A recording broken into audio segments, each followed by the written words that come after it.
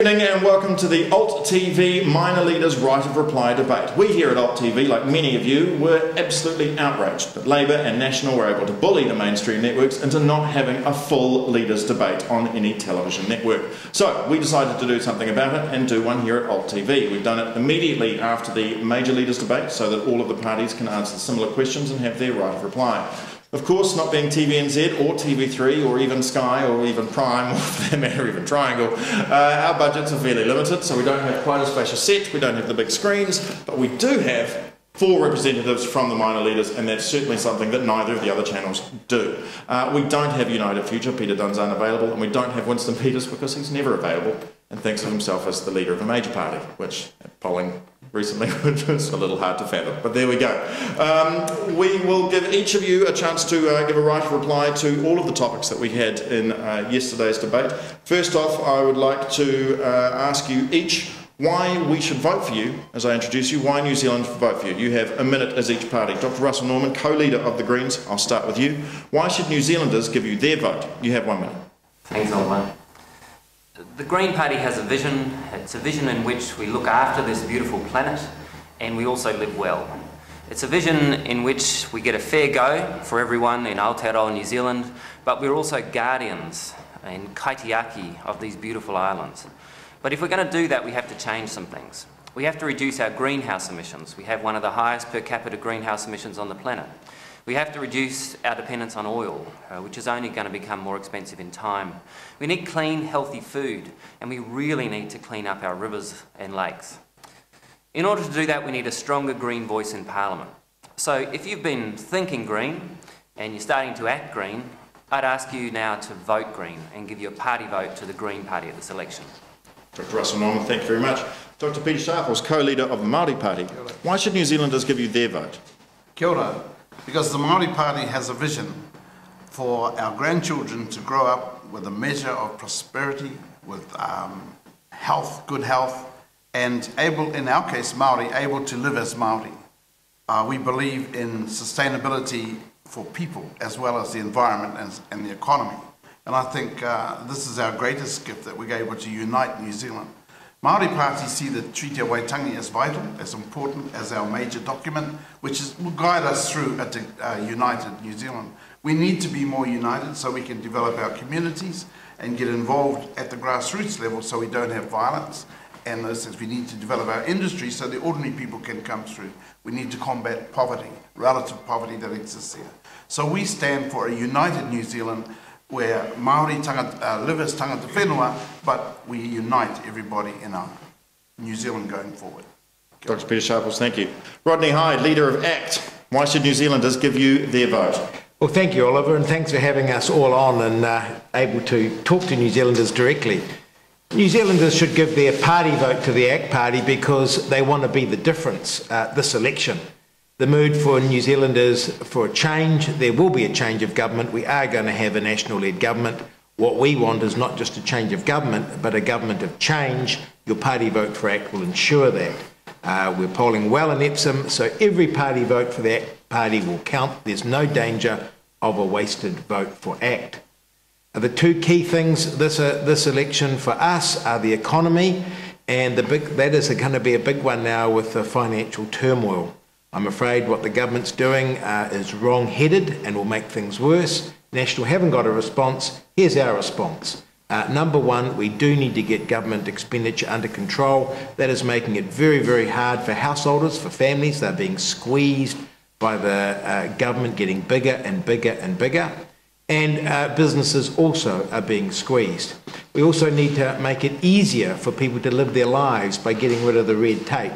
The ACT Party has an anti-red tape bill that's before Parliament now, that's been through Select Committee and should be passed into law. The other thing that we need to do is get on top of crime, and ACT's intending to do that with tougher sentencing. Excellent. Be the difference, give your party vote to ACT. We are going to move on to the economy straight after this, so I'll give you a chance to talk further on those topics. But just now, Matt Robson, President of the Progressives. Why should New Zealanders give you their vote? Because we've got a proven track record of doing what we say we'll do. We took the fight to the Labour Party to turn away from the destructive policies of the Lungi Douglas government, and when we came into government in coalition with Labour in 1999, we set about doing the things that we said we'd do, setting up a Ministry of Regional and Economic Development so that each of the regions had a strong government presence to work alongside the key actors. And that's been a key driver, no pun intended, on the question of getting employment up and unemployment down.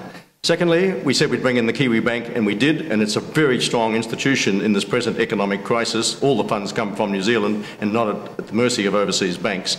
We said we'd bring in 4 weeks leave. I led that up in Parliament. We said we'd bring in paid parental leave. We led that fight up.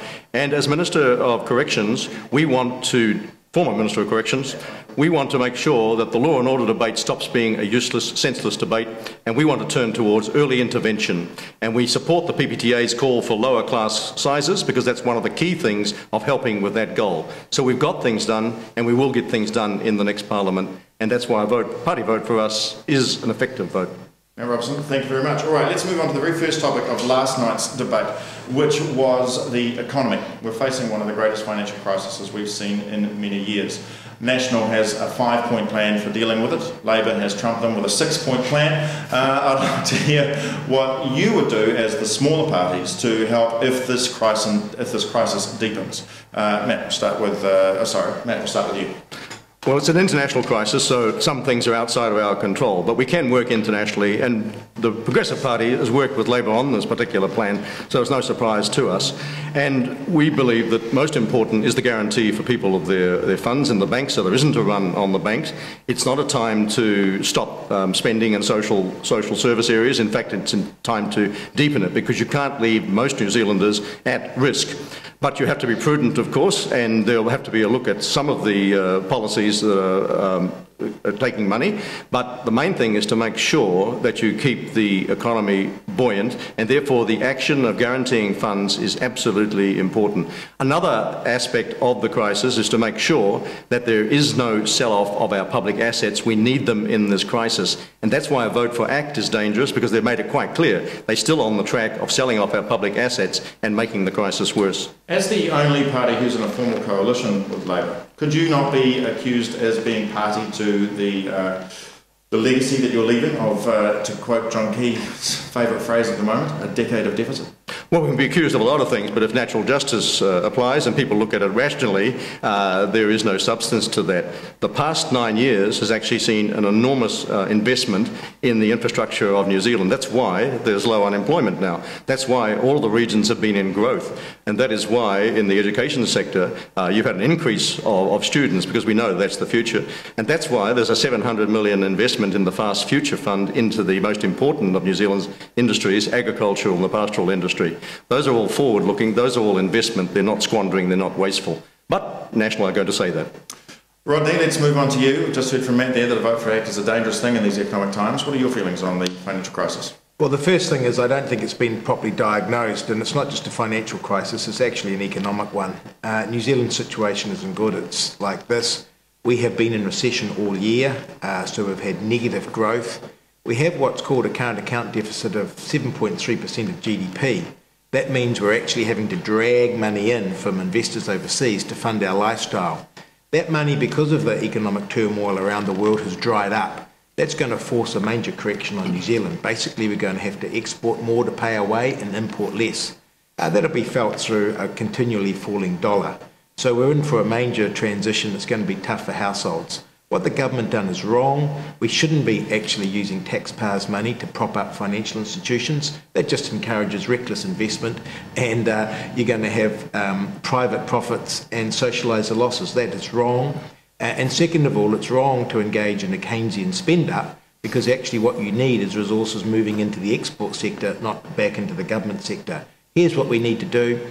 We need to actually get government expenditure under control. You do that by holding any increase to the rate of inflation. That's what we'll do with the next National-led government. And the second thing that we need to do is clean up the red tape, because we are going to need to be shifting resources away from, if you like, importing businesses, actually into exporting businesses, so we can pay our way. If we do have a National-led government,